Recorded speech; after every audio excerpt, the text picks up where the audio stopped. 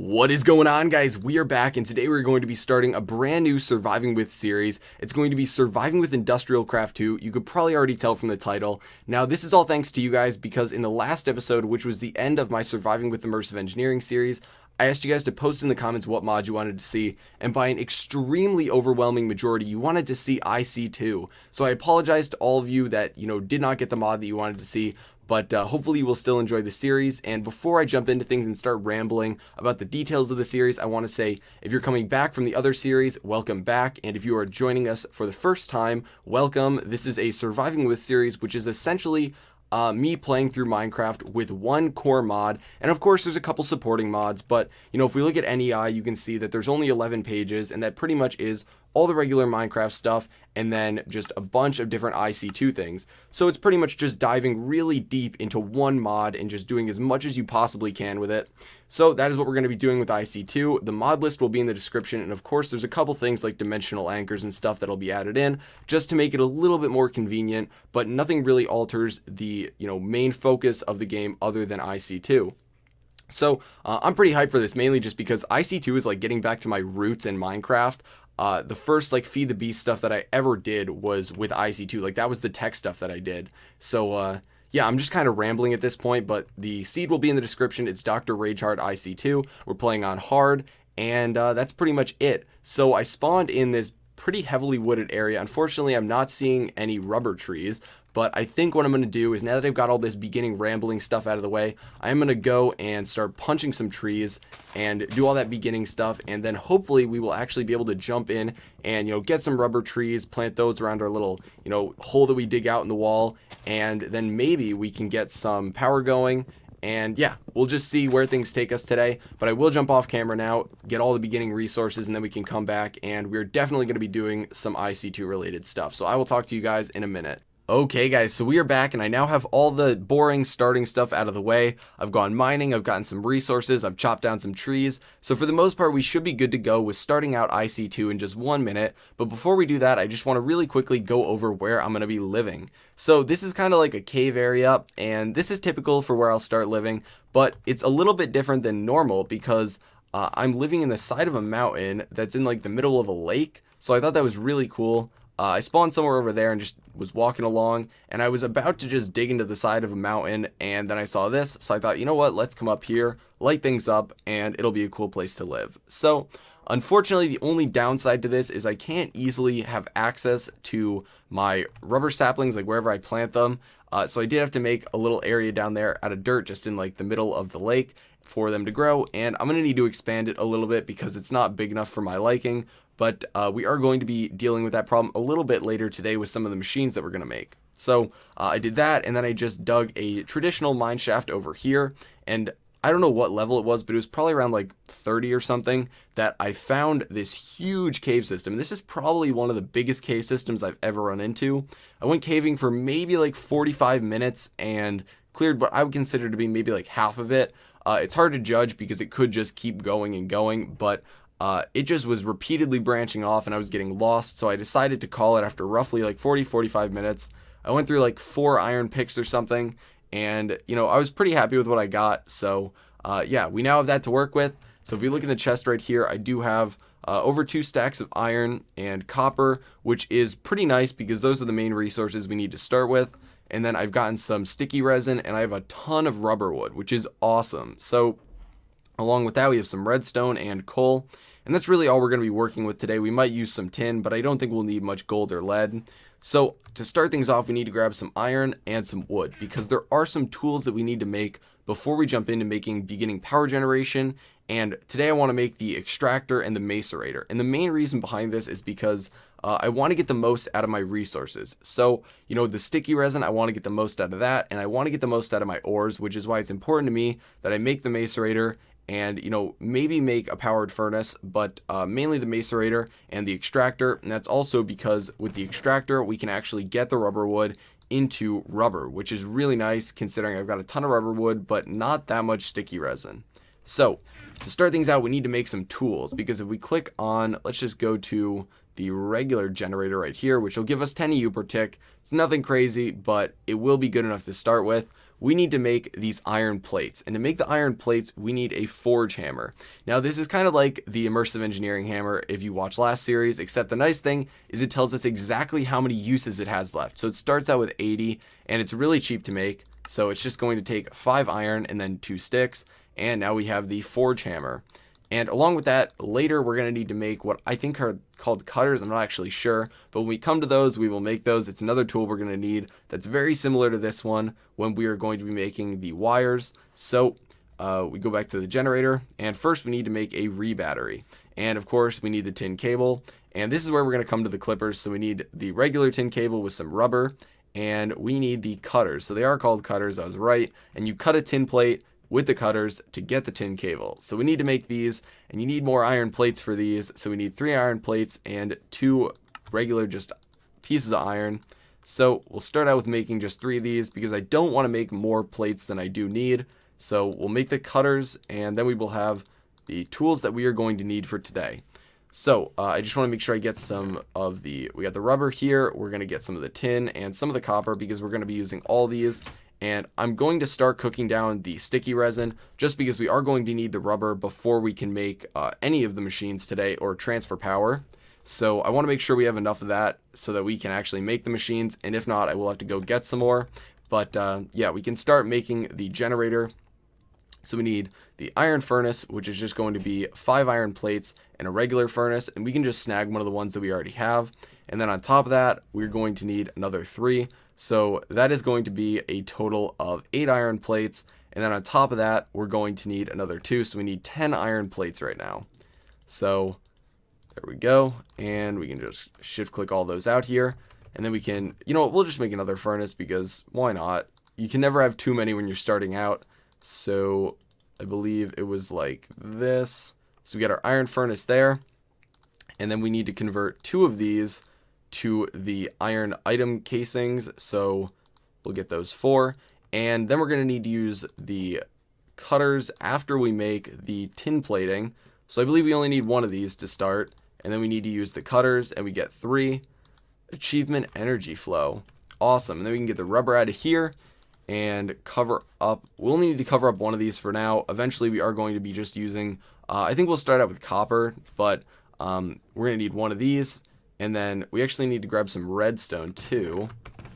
And we can do this. And, oh gosh, what did I do wrong? I thought I knew the recipe. Insulated tin cable. Oh, it's a tin item casing, not an iron item casing. Oh my gosh. Okay, I need to look more closely because these look so similar. Okay, so we need to make 2 tin then. Gosh, you guys probably saw that and you were just cringing so much. Look at how similar these look. It's just, this is like a little bit brighter. I guess that's the same thing with the ingots though. But, okay, so there we go. And there. Okay, so we got the rebattery now. And hopefully we'll use these casings somewhere else. But we can make the generator. So we got this, and these. So here is the generator. Sustainable power. Okay. Oh, suitable power, not sustainable power. I was going to say this isn't sustainable. Okay, so here we go. So we got the generator, and we can just come over here, and I do have a bunch of extra coal, and we can just throw that in there, and it will generate some, but it does not have that big of a buffer. So we do need to hook it up to something else. So we are going to hook it up to a bat box, which is pretty much like the lowest form of just power storage. It's got a capacity of 40,000 EU, so it's fine for what we're going to be doing, but you can see that this thing fills up really fast. And that is not nearly enough for what we're going to need. So this also doesn't produce power fast enough for what we're going to need. So that's kind of why we want to stockpile power so that when we use it, it doesn't repeatedly cut out. So we've got this right here, and now we need to make the bat box, which actually isn't that expensive. So we need to make a bunch more rebatteries. And you know what, I'm trying to think right now if it might be better for us to make, before we make the bat box, to make the extractor. And the reason I say that is because we're going to be using these insulated cables, and we're going to run out of the rubber before we actually get the extractor done, and that would be a little bit annoying. So we are going to make this first. You can see that we are going to need 6 different pieces of rubber so that we can make the 6 different insulated copper cable. So come over here, and we're gonna, oh, actually I have copper on me already. So we do have enough rubber for that, so we're gonna have to do, I assume, the same thing.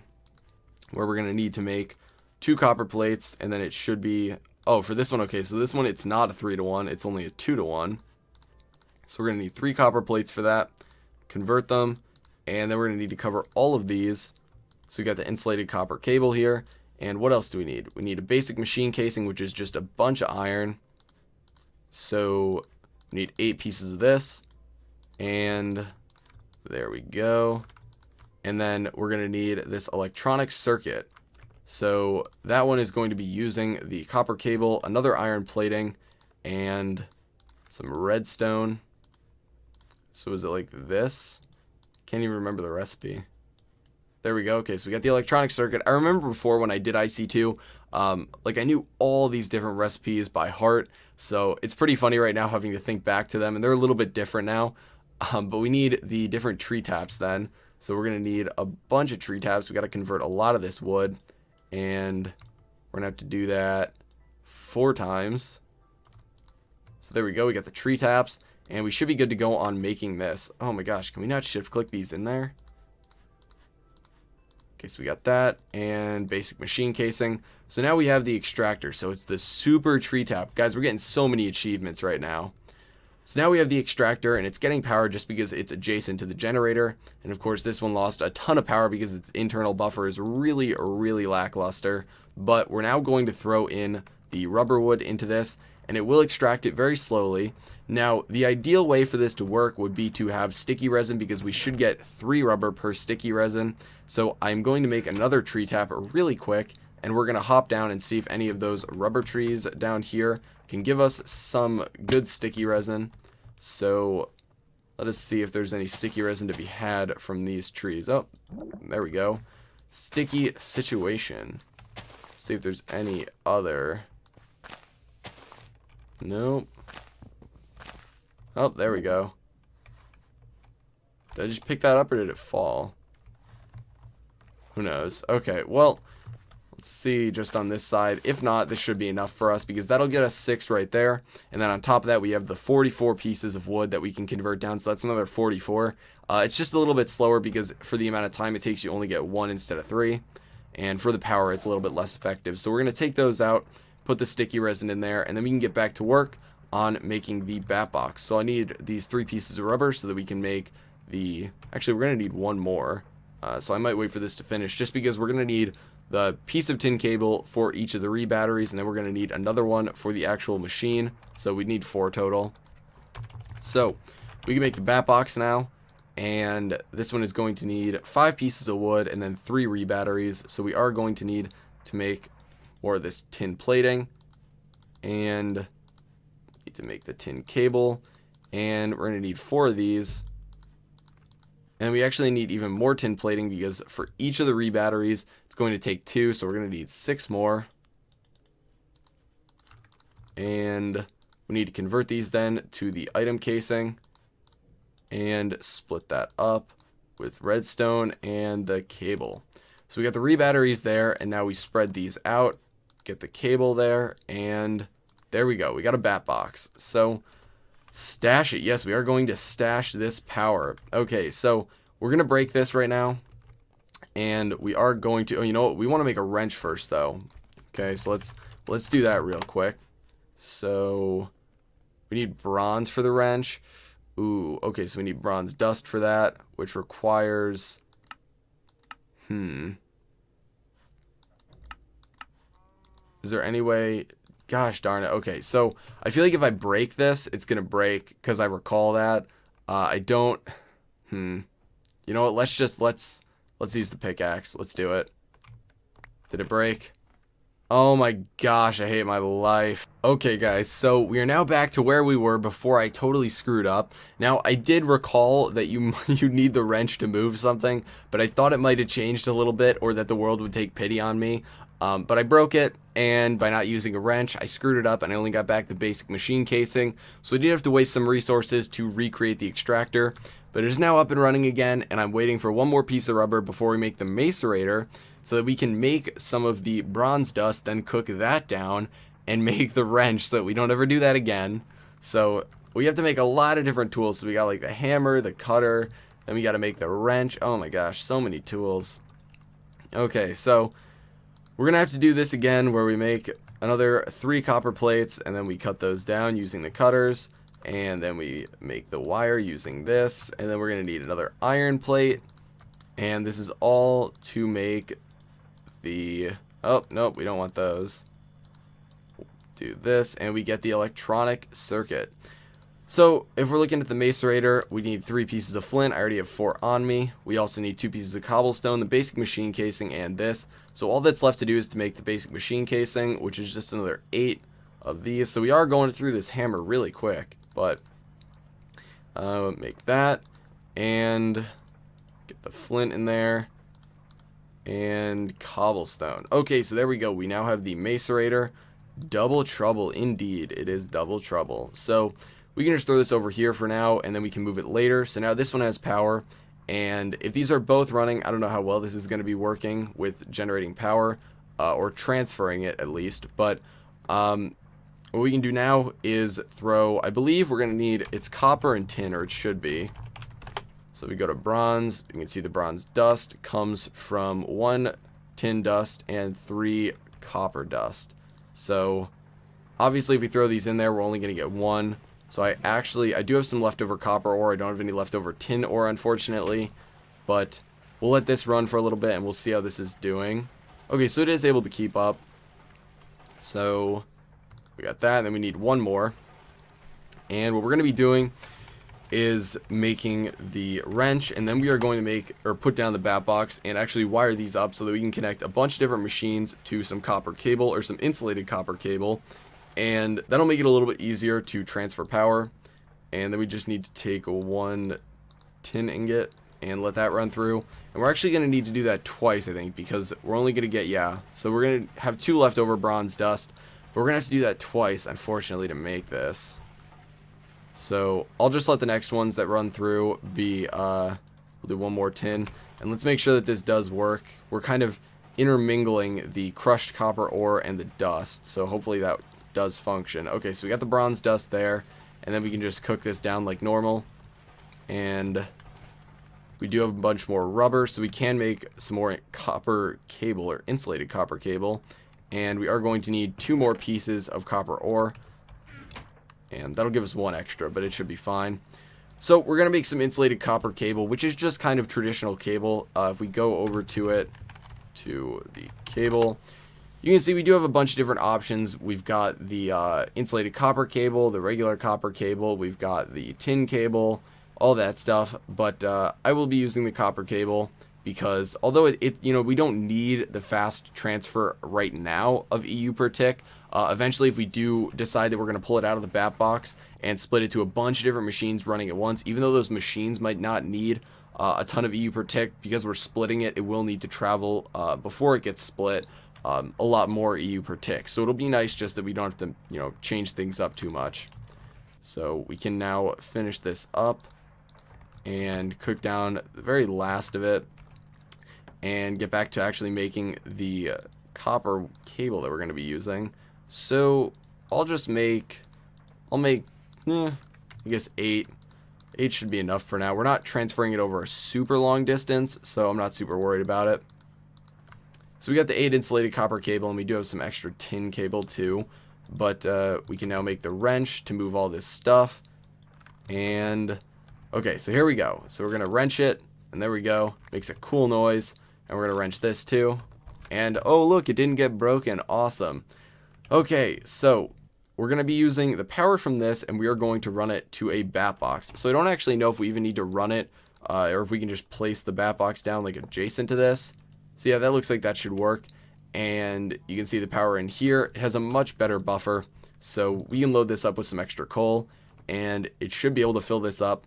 And then over here, we can just clear this area out a little bit and put a bunch of different machines over here. And it doesn't need to be cleared out that much because we're not going to have that many machines to start out. And eventually I will, you know, have a better space for this, but we're going to be wiring it from this and over to the machines. So what I was saying before is when we're splitting it, right here, if you were to split this, in two directions, this initial piece would need to be able to transfer enough for both of those directions. So you may think 32 EU per tick is enough, but if both directions are going to be using, let's say 20 EU per tick, it wouldn't actually be able to power both because it's only transporting 32 from the main piece and not 40. So it's just something to keep in mind. Chances are I'm just going to run it like this and, take the extractor and the macerator, and we'll put the extractor down right up there, macerator down right down there, and then these will both get powered from it. So that is nice, and of course we can always add upgrades to these later. The pulling upgrades, ejecting upgrades, which would be nice if we want to automatically eject this into a furnace and then eject that into the chest or something. And we can actually make the furnace right now. Let's get the powered furnace. So you get the iron furnace, which is more effective than the regular furnace, but it still uses coal. And then you have the electric furnace, which is going to be what we want. So we need an iron furnace, which is going to just be 5 of these pieces of iron, 5 iron plates. This only has 9 uses left, so we got that. And we will make another furnace on top of that. We got so many furnaces, guys. So got the iron plating, put that down, and then we need to make another 6 copper cable. Oh, need to do this first, and then make cable, and then we need to insulate that. And obviously I did already have enough, but I want to save some of that for later. So run this along. Oh, you know what? I keep forgetting that we need to make an iron plate for this. Gosh, eventually I just need to mass produce these and leave like a stack of them in my inventory so I don't have to keep going back and making more. So we got that. And what else does it need? Just pieces of redstone, easy enough. So we got this here. And there we go, electric furnace. Even hotter topic. Haha. Okay, so there we go. So now we have the electric furnace. So once we macerate things down, so let's say we take this copper ore and, we macerate it down. And then we can take all the stuff we get from this, like this crushed copper ore, and we can throw it in here, and that'll effectively double our ore. I'm sure you guys already knew that. I don't really need to explain that, but if you by some, odd chance did not know that, that is what it does. And then the reason that I set all this stuff up today, and the reason, I was really gung-ho about getting these set up is because I think I mentioned it earlier in the episode, but it gets you the most bang for your buck. So when you're, getting, rubber or ores or something, you want to be able to double it as soon as possible so that every ore you find is effectively 2 ingots, and every, rubber tree you get or every rubber tree you cut down, you shouldn't cut them down, really, you shouldn't need to, but, every sticky resin you get, you're going to get 3 rubber instead of 1 for that, or any, rubber tree, like wood that you actually get, you're going to get at least 1 rubber for that instead of just getting regular wood for it. So that's the main reason I wanted to get these set up. They should help with me getting a bunch of other machines set up, but that is going to be it for today, guys. I know the episode might be a little bit shorter than normal. That is because I am going to be going to a calc exam in like 3 hours, so I don't have a bunch of time to kind of play Minecraft. I kind of got to go study a little bit more, but yeah, I hope you enjoyed the first episode, guys. If you have any suggestions as to what you'd like to see, feel free to post them in the comments. If you're excited for that, also post it in the comments. And as usual, if you have any questions about anything that we did today or anything IC2 related, ask in the comments. That's what I'm here for, to help you guys out, to learn some stuff with you guys while I play through this series. And as always, if you enjoyed the episode or found it helpful or useful in any way, or found my rambling entertaining, feel free to give it a like. It helps me out a lot, and I will talk to you guys later.